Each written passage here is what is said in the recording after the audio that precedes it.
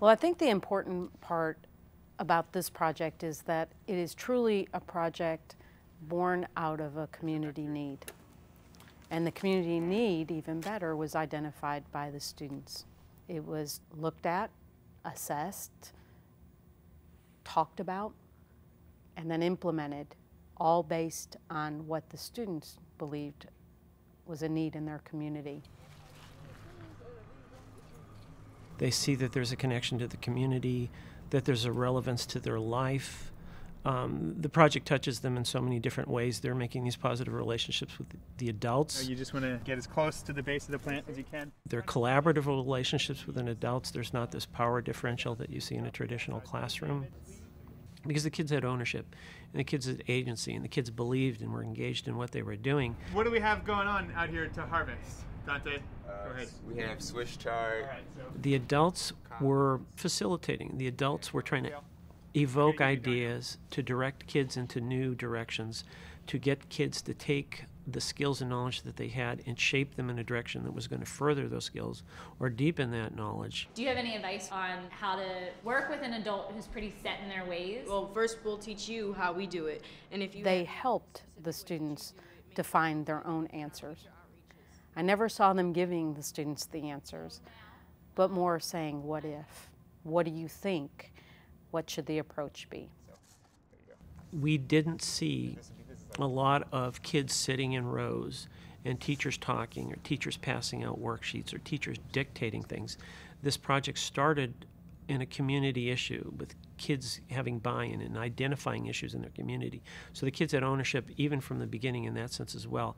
So there was a sense of release from the adults' perspective. They were releasing responsibility to the kids. In after school, and specifically in a project-based learning environment, they are offered the opportunity to participate as a team, as a valued member of a team. And they're offered opportunities to be successful, not in huge ways all the time, in small ways, and to feel accepted. PBL is perfect for those students who are traditionally deemed given up on, the difficult students.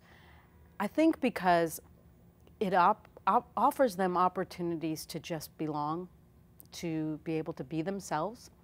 It's intentional in the way that it is set up to allow for students to use the skills that they have and to have a voice, which they don't traditionally have. They don't usually get to share what they think or what they know. They know a lot more than we think they do. Tell them And what you think they would we often squelch that because of their behavior for whatever reason in a classroom. how to cut the garlic because we did it ourselves. One of the primary concerns in after school and in traditional school is that kids are misbehaving. You'll hear that from every teacher, veteran or rookie. And part of the reason they're misbehaving is because they're not engaged. If you put kids in a project in which it engages their interest and allows them to see the relevance of the work to their lives, they stop misbehaving. One of the things that impressed me the most was toward the end of the video where the young women went to a community center and actually cooked meals using the healthy food from the garden, that they were being validated by the adults in the room. It is in the sharing of the knowledge that they've gained that they learn the most, that they internalize all of that they've learned over the course of this program. try to put more like water in your juice and stuff like that, so you can get used to it. Right. People would come over and say, this is amazing. Oh, this is different looking. I wonder what this tastes like. Oh, I want to try that. And so every comment was, even if it was questioning, it was validating the things that they were doing in this project, and that's what we want from project-based learning. If they don't get the opportunity to share it with somebody, to share their passion, their excitement, they don't often keep it.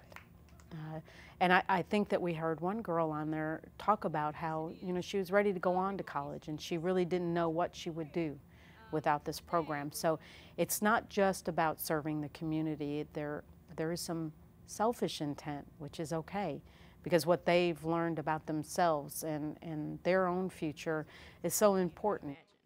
Like, I have no clue what I'd be doing if I wasn't a part of this. I don't even really want to think about it, but I mean, I'm just that thankful to be a part of this. It's changed my life by far.